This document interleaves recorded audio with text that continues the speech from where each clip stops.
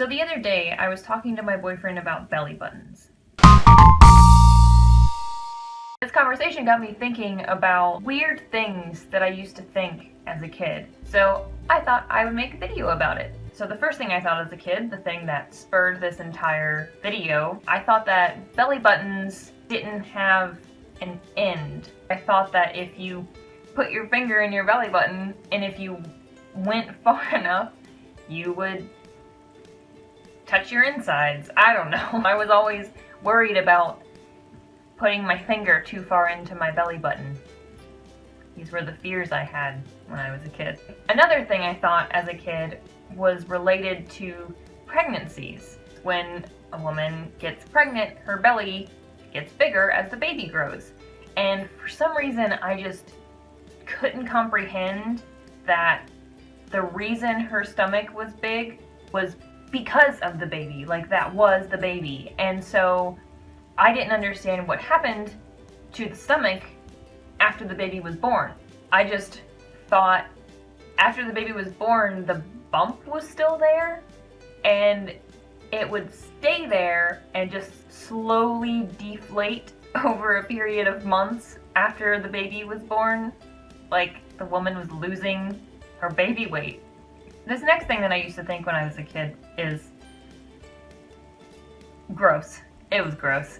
I used to think that if you got a cut or a scrape or something and you were bleeding, if you ingested the blood, then it would go back into your system and find its way back to wherever you were losing blood, and it would just hang out there so you never lost any blood. Say if you got like a paper cut, if you just like drank that blood like a little vampire, it would like go down your throat and then like into your arm all the way to your finger, and it would make it all better. I don't know. Another thing I used to think as a kid requires a sort of preface to the story. When I was little, I really liked cats. I really liked cats, to the point where when someone told me I could be whatever I wanted to be when I grew up, I wanted to be a cat. And at some point I had heard that carrots can improve your vision. I got it into my head that if I ate enough carrots, I would develop like full-on night vision, like cat level night vision. I ate so many carrots solely because I wanted to see in the dark like a cat, to begin my transformation. Another thing I used to think as a kid was that dogfish were real. Now when I say dogfish, I don't mean these guys who do exist, but rather something more along the lines of this. This is the fault of a childhood friend of mine who, he was just so matter-of-fact about it. He was like, well, catfish exist, of course dogfish exist, duh. We would go to the local park and, you know, be feeding the catfish and everything, and I would just be sitting there like peering over the bridge looking for all the dogfish, and I'm like, oh, I think I see one. I didn't see one. They're not real. They don't exist. And that's not even the weirdest part. The weirdest part is the image I had of dogfish, like what they looked like. And it was like, it was a fish, but the head was, you know, a dog. It had a dog head, but not fur or anything. So it still had like scales and gills and everything, but it was a dog's head. It was thoroughly horrifying. Like, it is a horrifying mental image. I wasn't scared of it at the time, but it's like, it's the thing of nightmares.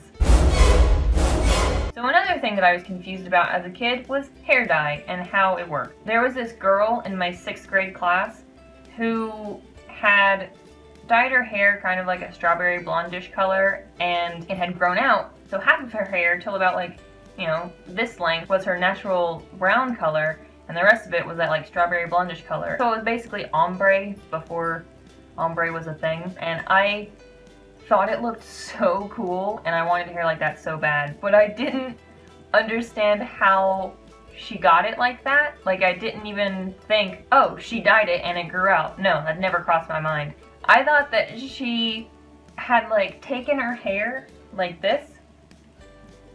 She had taken her hair like this and got a bucket of hair dye and just kind of like dipped it in there, and then she took it out, and it looked like that.